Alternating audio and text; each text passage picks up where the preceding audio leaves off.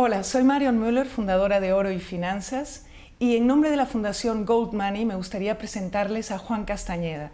Juan Castañeda es profesor de Economía Aplicada en la Universidad Nacional Española a Distancia, así como también experto en temas monetarios y autor del blog The Old Lady of Needle Street. Bienvenido, Juan. Muchas gracias.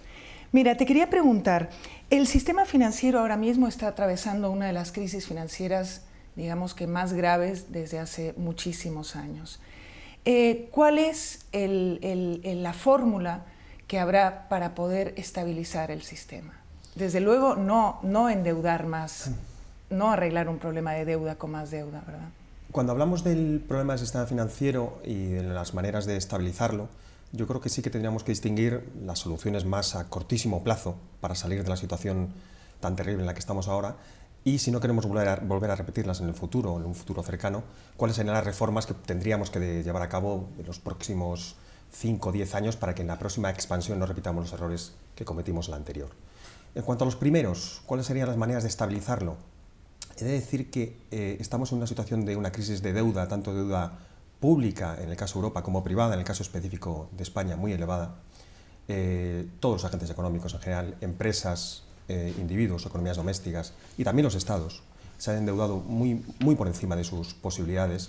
Esto fue debido, como todos sabemos, a una política de crédito barato durante demasiado tiempo, tanto en Europa, cuando me refiero a Europa me refiero al área euro, como también en el caso inglés, como sobre todo en el caso de Estados Unidos, eso es así.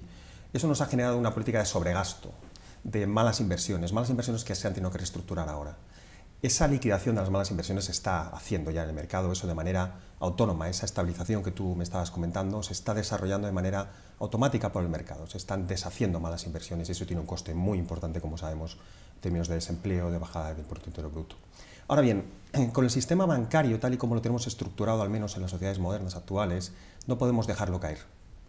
Nos guste o no, sean culpables o no de la crisis, a corto plazo no creo yo que sea una buena política dejarlo caer, porque tenemos un sistema muy centralizado, lo que tenemos un banco central que dirige y que coordina las decisiones de una serie de bancos comerciales asociados que emiten pasivos, todos ellos denominados en la moneda del Banco Central, que tiene el monopolio legal del curso legal de los billetes. El curso forzoso. El curso forzoso, efectivamente, lo tiene el monopolio un único banco y concede licencias de emisión de depósitos bancarios, que son en definitiva dinero bancario, dinero que todos utilizamos en forma de transferencias, por ejemplo, para que los bancos comerciales puedan dárselo a sus clientes en forma, como te digo, de depósitos. Si esa cadena de depósitos se quiebra la oferta monetaria en definitiva, los individuos no tienen liquidez para realizar sus pagos. Tenemos que evitar esto a corto plazo.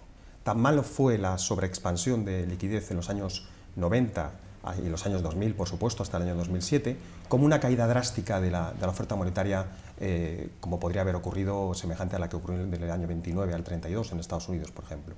Por eso, respondiendo a tu pregunta un poquito más en concreto, sí que estoy a favor, por mucho que me cueste reconocerlo desde un punto de vista, si quieres, ético, que los bancos centrales tienen que soportar, en términos anglosajón, tienen que mantener la oferta monetaria, aunque sea con bajadas de tipo de interés a corto plazo y con expansiones del balance del Banco Central. ¿Y esto será lo que crees que se va a aplicar con estas políticas? ¿Se van a aplicar ahora, estos próximos años en Europa, políticas de restricción? A ver, estas políticas de mantenimiento de la oferta monetaria se están realizando sobre todo en Estados Unidos, Inglaterra y también en el área euro. A corto plazo, como digo, sí que las defiendo. Ahora bien, en el medio y largo plazo, como te decía antes, creo que tenemos que ser muchísimo más críticos con lo que hemos hecho en el pasado. Y el tipo de interés no puede fijarse de acuerdo con un índice de precios como el IPC, que por unas circunstancias excepcionales, por la entrada de economías como China o la India, muy productivas, aumentaron muchísimo la oferta de bienes y servicios productivos en la economía mundial. Eso provocó una desinflación de bienes de consumo y sí, efectivamente, teníamos un IPC bastante controlado. Pero ¿qué decir de los valores bursátiles? De los valores, por ejemplo, inmobiliarios en España o en Europa? Escalaron, diríamos, a más de 2 dígitos, a tasas de crecimiento de más de 2 dígitos durante muchísimo tiempo. Eso no podemos seguir soportándolo en el futuro, no podemos seguir soportando un crecimiento de la economía basado en el dinero o en el crédito barato, porque eso al final se carga, si me permites decirlo así, el poder de compra del dinero y sus funciones como tal, como depósito de valor y como y como capacidad para realizar transacciones en el mercado. Luego es muy llamativo los parámetros contables que se utilizan en la economía, ¿verdad? Están como, digamos, maquillados esos parámetros contables. Por ejemplo, en el tema de la inflación, antiguamente la inflación se medía de un año a otro y la diferencia, eso era el coeficiente de diferencia, eso era la inflación. Hoy en día se aplican parámetros como sustitución o parámetros como hedonismo o parámetros pues muy curiosos, que hasta qué punto toda esta contabilidad, todo este tipo de contabilidad maquillada, por decir, no influye realmente también en todos los resultados de lo que estamos viendo. Sí, absolutamente. Coincido contigo en que, por ejemplo, como te comentaba antes, le hemos dado a los bancos centrales un objetivo en términos del IPC, el índice de precios al consumo. Tienen que mantener los precios más o menos en el entorno del 1 o el 2%, depende de cada banco, ¿no?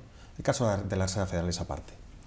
Eso ocurrió con el Banco Central Europeo, que es de nueva creación, como bien sabes, que se creó en el año 99.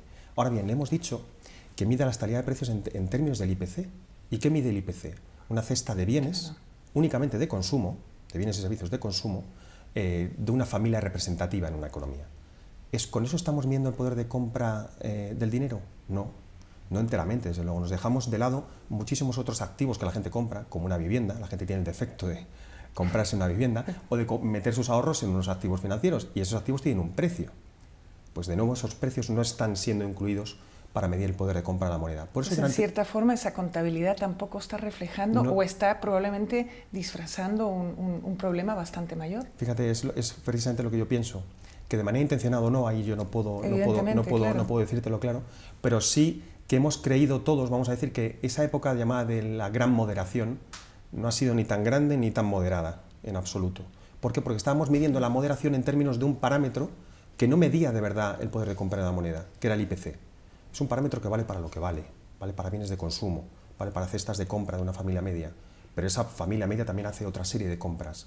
Y a la hora de medir el poder de compra del euro en los últimos años, o del dólar, o de la libra esterlina, no hemos tenido en cuenta cómo esa sobreemisión que te comentaba antes de dinero que estaban haciendo los bancos centrales con una política excesivamente, vamos a decir, expansiva de la oferta monetaria, ¿no? Suelta, sí, efectivamente, estaba generando una inflación de activos reales y financieros. Y eso, por supuesto, que ha mermado el poder de compra de la moneda, además de crear un caos espectacular en el sistema financiero. Claro, porque eso además al final repercute en el poder adquisitivo de la gente, ¿no? O sea, el tener un dinero que no es estable repercute en el poder adquisitivo de la gente, en los ahorros de la gente, en el trabajo de la gente, en el buen funcionamiento de la sociedad, ¿verdad? Porque lo que tú quieres cuando firmas un contrato de trabajo y firmas un salario es que ese salario valga más o menos lo mismo de un año para otro.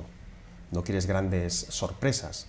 Y si te miden tu capacidad de compra de tu salario en términos de un índice como el IPC, que no refleja realmente tu poder de compra, porque tú luego vas al mercado y quieres comprar un activo, una acción de un bien y ves que ha subido vertiginosamente, como ocurrió durante la última expansión, o te quieres comprar una casa y ves que no puedes. Y sin embargo las autoridades te están diciendo que hay estabilidad de precios. Algo no casa aquí.